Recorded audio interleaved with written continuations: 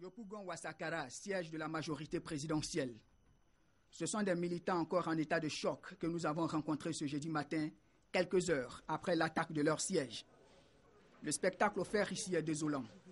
Voitures et motos calcinées, logistique partie en fumée, bureaux pillés, les témoins racontent leur calvaire. C'est aux environs de 6h15 qu'on a commencé à entendre des bruits.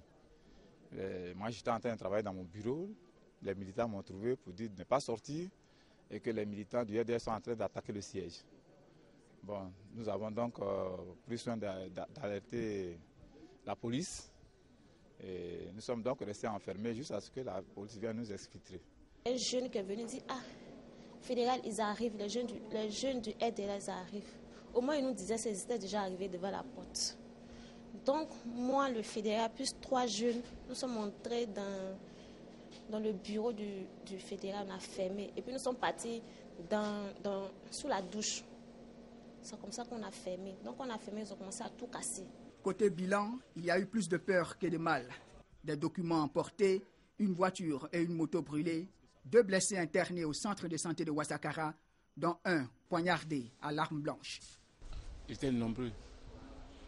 Et il y a un qui a tapé, et il a piqué dans mon ventre. Il a levé le couteau, il voulait m'égorger. Et puis j'ai pris sa main droite. On luttait. Et puis il y a un qui a dit tue-le. Et l'autre a dit non, ça c'est notre vieux père. Ne le tue pas. Donc comme je me débattais, ils ont pris la fuite. Et puis ça c'est la peau.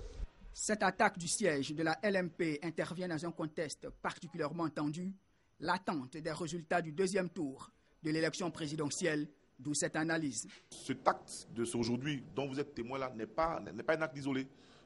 Il cherche manifestement à faire en sorte qu'il y ait une montée des violences de façon exponentielle ici à Yopougon.